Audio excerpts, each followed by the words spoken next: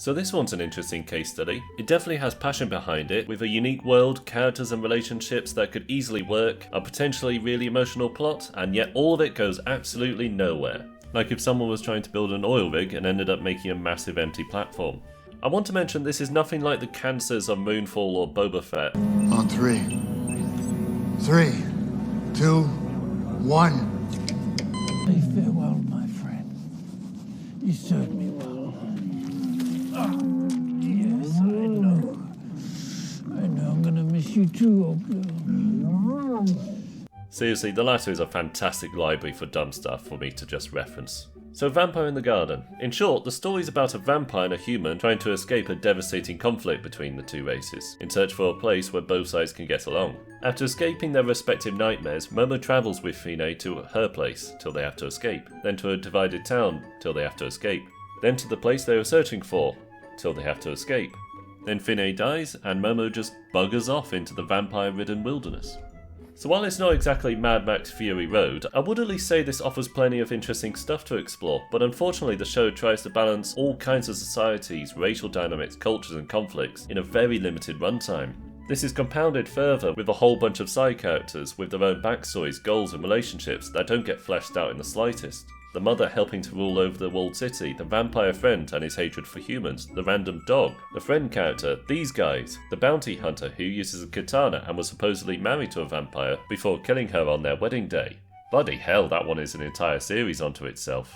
Unfortunately, the anime never gets a chance to explore any of them. It's not often that I say a bad show should have been longer, but it's absolutely the case here. There should have been much more time to not only explore these characters, but the worlds they live in. I mean, they had 4 human perspectives to deeply explore the culture and life of the starting city. The one ruling from above, the friend labouring away inside, Momo starting to venture out as a rookie soldier, and the bounty hunter who I assume is a foreign mercenary. A perfect opportunity to explore the culture and life of the city from multiple angles, just wasted. Exploring such fictional societies is not only interesting but essential when crafting such a story, as it gives the viewer a place they can truly picture, engaging them with the plot and characters. Unfortunately, what we're told about this place is entirely surface level. For instance, why is art banned? They said vampires lurk in every shadow, and in fear of alerting their keen senses, whatever that means, all semblance of culture was banned.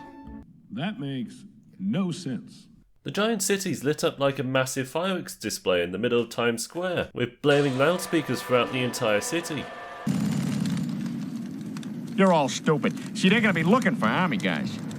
If it's purely about controlling the populace, then have nationalistic anthems, have propaganda art depicting a heroic fight against the vampires, rather than the grim struggle it really is. Again, everything here is purely surface level. What about the city resources? What do they eat? How hard is the work here? What is the social dynamic? What is the general mood of the populace? Are the people given their supplies or do they buy it from shops? In short, what is life like here?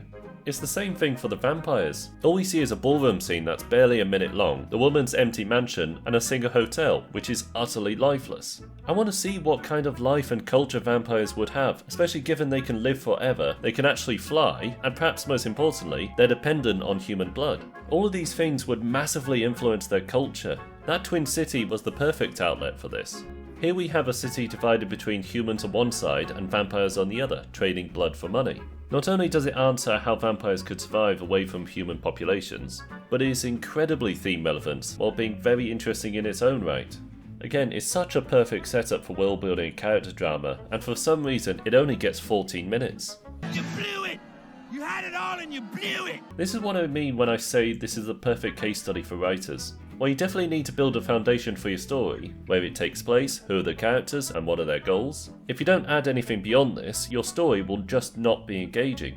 Explore your world, explore your characters, and explore your plot, digging deeper into the implications of your characters and their motivations. For instance, say you wish to make a story about a question. Off the top of my head, could a place where vampires and humans exist peacefully?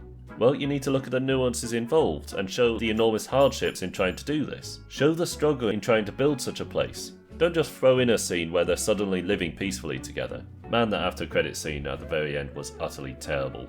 Really made me wonder if the writers suddenly realised that the anime didn't have a resolution and just threw one in with all the care and subtlety as a crashed derby driver. And now, what would happen if the vampires had guns?